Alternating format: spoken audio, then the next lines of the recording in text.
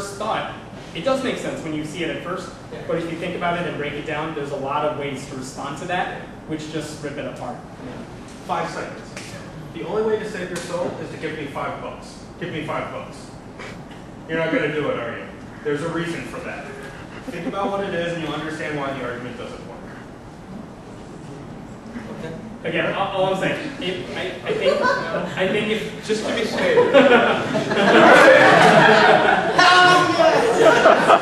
Again, I'm saying, I think if you look up Pascal's wager, you were going to see us. I think if you go online and give it, like, look up Pascal's wager, you're going to see a lot of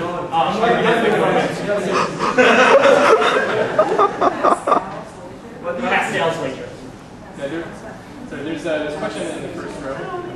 What do you feel is going to happen in 200 years if atheism gets bigger and gets more habits? Isn't it going to become a new dogma and religion? I don't think atheism itself is going to be, you can make it a dogma if you want. I don't think it's going to be that sort of thing. I think people, I mean, look, if religion is gone, if everyone's atheist, we're going to find something else to argue about. We're going to be fighting about other stuff. I still think that religion is probably one of the bigger problems in our world today, people who abuse a certain type of faith. I think that's a pressing problem right now. 200 years from now, let's say we're all atheists, then we'll just find something else to fight about. So again, I don't think everyone becoming atheist is the solution to all the world's problems, but I think it's going to fix a lot of things that are wrong right now, at least temporarily. It's going to be one more of several. I totally agree with you, but yeah. I think that once it grows, look, I think you can make atheism. You get the ball rolling, and then it becomes. I think if you force everyone to be atheist, you're just as bad as a lot of fundamentalist religious people. And probably many religions started like that. They didn't think at the beginning of being what they are today. Do the harmful things that they do. They probably started out thinking, we're going to be different from Catholic because they do this and this. Right. We're going to do this differently. And then they started falling through the same. Yeah, which is why what I'm trying to say here is I'm not making the argument that everyone should be atheists. That's not what I'm telling people. I think if people I think religion has a strong grip on a lot of people who have not even considered any other options. And I think we can loosen that grip a little bit. You're giving them more of an incentive to do things for themselves that they may not otherwise do. A lot of Christians are religious, and strongly so, but they also know that, you know what my pastor's saying is not true, or I can disagree with the pastor. If we could do that and get them thinking that way, we're a little better off. Again, like I said, I don't care if a person's atheist or religious that much. That's not my goal. My goal is, we got to find a way to work this thing out. Yeah. If I could just interject quickly, I think we've got time for about 2 more questions. So I know there's one here. So we'll go up here first and then there. And also, some of us are planning on going to the pub after this. It's O'Grady's Pub. And anyone's free to come out if you want to continue the dialogue and have a friendly discussion. And after lots of beers, it's very fun. Okay, so my question, I know you mentioned Ray Comfort, and I know you've probably been to blogs more than once.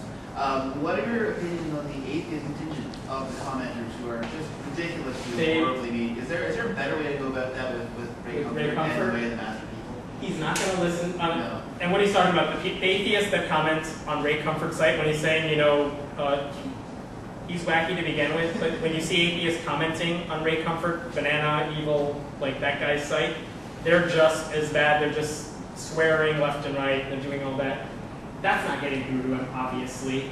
I don't think you're going to change his mind for a lot of reasons. I do think you can influence some of the other commenters on there, though.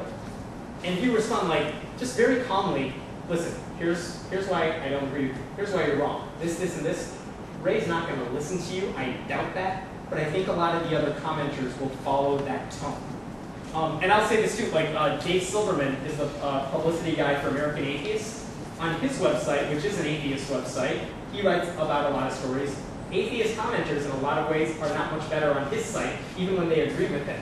Because they'll just be like, yeah, you put the story about some, a religious family that said, we're not giving our child a blood transfusion, and then the child died. Yeah, screw them, they were idiots. like they're not that much better on when they agree with it. But again, it's how you set the tone. Are you going to change Ray's mind? No, but you could at least help the other commenters who are seeing his site for the first time. And then the last question. Is there any educational fees attached to the atheist community? Is there any educational? Yes, educational and values and positive behaviors. Because it seems to me, and I don't know too much about this initiative, but what we need really is ways to coexist and in the world to have a peaceful world. And it seems to me that the atheist discourse in many cases is focused on proving that God doesn't exist, right, or attacking other religions. And there is no, I haven't seen it at least, I don't know about any educational things that we offer to children or youth. Sure. You know what? Actually, this kind of ties into the lady's question as well. Like, what do we believe in? I've heard this said, atheism is really one answer to one question. You know, do you believe in God? No. All right, you're an atheist. And that's the end of it. Actually, Justin can help you with this. If you look at any of CFI's magazines and you open it up, they have a declaration of what it means to be a humanist and all the things they stand for. CFI is one organization, Secular Student Alliance is another, that offer how to teach this stuff. How do you make sense of this? I've seen books on how to be an atheist parent. You know, if you have children, called Parenting Beyond Belief. Things like that. I mean, there are lots of educational ways to talk about it. And the nice part is because of Sam Harris and Richard Dawkins and all those atheist books out there, now publishers are interested in books about atheism that don't just talk about the God question. It's like, all right, we get it, you're an atheist, now what? And so you'll see books about, you know, how to teach your child certain things. As there are atheist homeschooling communities online that talk about how do you teach this to your child. And there are entire communities of that online. So there are a lot of educational resources. Justin will direct you to some of them. I could direct you to some of them. And I'm sure a lot of other people here have some great ideas too. But they're out there. There's a lot of educational material out there. Well, everyone, please join me again thanking